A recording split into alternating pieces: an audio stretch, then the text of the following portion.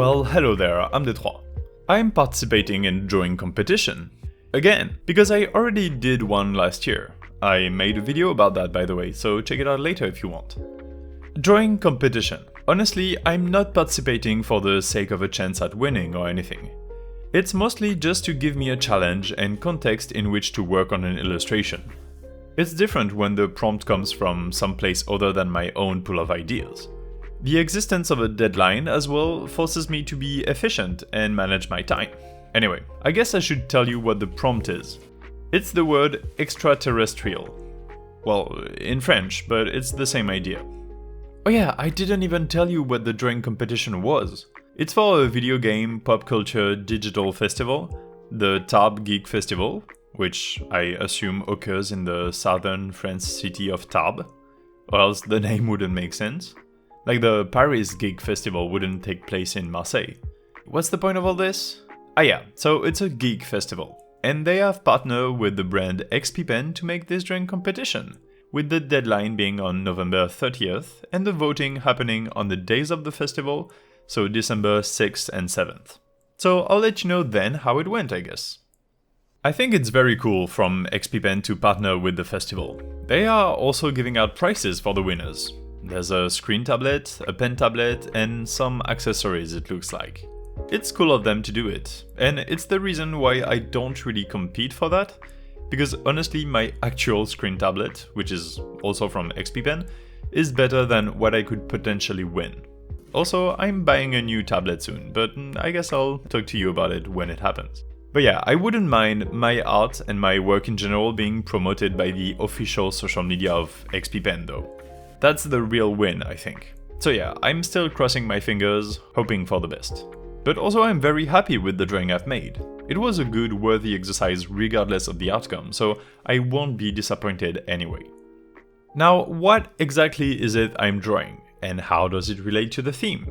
Good question, you at the back. I don't like characters, so I didn't feel like drawing aliens for the concept of extraterrestrial. What I like is mechanical stuff and complex patterns that fill up a whole page. So what exists outside of the Earth and is mechanical? A spaceship type of thing, of course. But why not go above and beyond with it? I'm not gonna make any boring spaceship. I'm gonna make something so physically impossible that it's gonna blow your mind. Or try to. Or at least look a little bit cool and fun. My idea is to have a spaceship that is essentially like a train, but the cars are never ending and take astronomical proportions. Literally. The cars get bigger and bigger to the point they eventually fade into the depth and darkness of outer space, to the point you can't distinguish the outer space anymore. To sell the size and concept, I decided from the get-go to have a planet floating at the front of the train. Maybe it's Earth. Who can tell, really? The first car starts with big grabby arms that are used to swallow the planet. Maybe the spaceship uses planets as fuel, and use the materials to keep growing and eventually be longer. Or maybe it doesn't have to be grim like that. Maybe the alien civilization who built and manages this ship use it to repurpose old dead planets and turn their materials into sources of energy like suns. You'll see there are a lot of tiny windows with the lights coming out. That can be suns in the making, eventually being pooped out the back or something. And when I say tiny windows, tiny is relative to the spaceship size. In actuality, if we take the planet size in comparison, these are huge. Some elements of design are bigger than the whole solar system, technically. But it's okay, it's outer space so we can make it make sense. However we like it is how it should be. This is where we find the limits between design and art style. It should be obvious by now that the whole point of this drawing is to fill the whole canvas with tiny lines, and a lot of elements like pipes, windows, portholes, cabling, metal plating, antennas, arms, and so on. And also dots and dashes. Not because I love Morse code, but because they work well to fill a space where there isn't enough room for anything else. But let's backtrack a little bit to talk about the overall composition. You have the smaller cars of the train at the front, about to grab the planet. Each car is a cube arranged in a way that the perspective stays the same when you rotate the canvas a little bit each time. The perspective doesn't really make a lot of sense, but it's easier to draw like this. The cubes twist around, getting bigger every step until they make a whole revolution and fade into the background.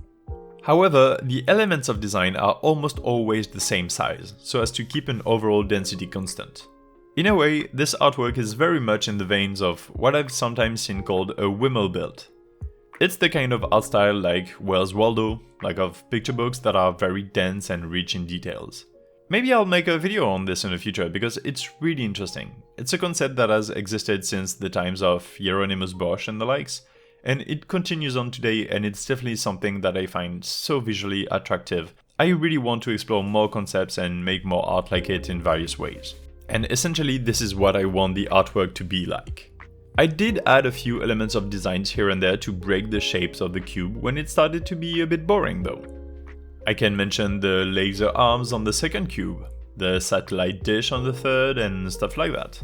I also tried to connect the cubes to one another just so they wouldn't simply be floating there, and that whoever tries to make it make sense could do so if they wanted. So the first cube connects to the second via a transparent tube, the third to the fourth with another tube, but also mechanical arms between 4 and 5, a double tube between 5 and 6, then pipes between 6 and 7, a chain between 7 and 8, and that's about it, but it's already enough to make my point. And then there are the details, the tiny Easter eggs I hid here and there. Some parts of this drawing were made live in a Discord server, and I sometimes ask the people watching me what I should hide in there, and so I did. There's an Among Us character, a few cats, a whole knight, stuff like that for you to find. And by the way, you can head over to Instagram if you want to see the whole artwork, zoom in on it and so on, and to follow me there obviously, but mostly to see all the tiny details. Anyway, the last thing I should mention about the line art phase of this drawing is kinda obvious probably. I'm doing this whole piece with a single brush, a round brush with no opacity or size variation. It's the simplest kind of black line art, but because it's kinda thick relative to the objects, it makes everything a bit rounded and soft looking, so it's very lenient in a way. You can get away with a lot of tiny mistakes and wobbles in the lines. Inking the whole thing was a very tedious but pleasant process.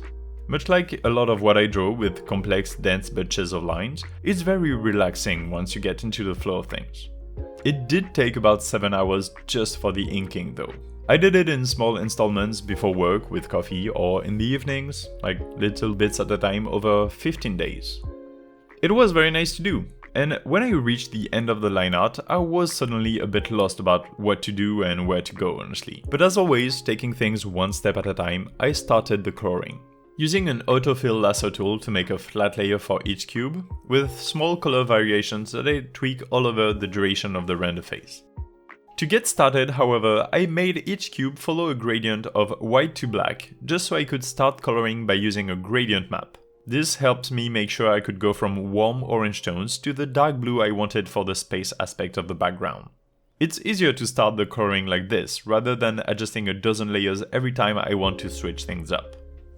I have to say, adding the colors made a lot of difference with how this thing looks. Suddenly, just by separating the flats for the cubes, they read as cubes in perspective, when the whole page was simply a mess of lines before. To further show the shapes of the cubes, as well as push focus towards the center of the drawing, I decided to darken and put in shadows the outward facing face of each cube. Here's a disclaimer, I know the lighting doesn't make sense at all. There is no light source except the inside of the cubes here, and the shadow orientation doesn't make sense at all, much like the perspective didn't. But that's kinda okay if you don't know it, it still looks cool. And so, like when you face each cube, I darken the right side all the time. Eventually, I also lightened up the top part of each cube a bit, just to add enough variation in colors to make it more interesting from afar. That's the thing, my whole thought process for this piece very much follows one principle. You have to make things pop and look cool from afar, just so people look at it long enough to notice it's full of details. And then, when they realize it, it may make them try to look for details and keep looking at it. There isn't only the amount of lines to take into account, or all the fun details. These are useless if people don't see them, which is why I used a bold gradient spanning almost the entire rainbow and why I'm adding lights everywhere, to attract the eyes at first. Talking about the lights, by the way, I did a couple passes of coloring details. First, I colored the windows, glass panels, portholes with a light screen layer, just for color variation again. Then I added the main light bits, the cyan flowy light blobs coming out of the bigger windows. And then a last pass where I added golden yellow light triangles coming out of some smaller windows. Tweaking the opacity over the whole artwork, I did my best to somewhat soften the lights more as they fade into the background, to add to the depth. I did keep a few yellow looking spots in the very middle of the piece to pass as faraway stars until you realize they are still part of the never-ending spaceship. And with that, I think we're done. I tried my best to give you a pretty extensive explanation over the whole process. Also because I spent more than 10 hours on it despite how simple the style is, just because of the quantity of it all, so I wanted to make a somewhat long-ish video. Make it worth the investment, you know? Nah, I'm joking, but still don't forget to like the video please, it means a lot. And you can wish me good luck for the competition in the comments. What else to say?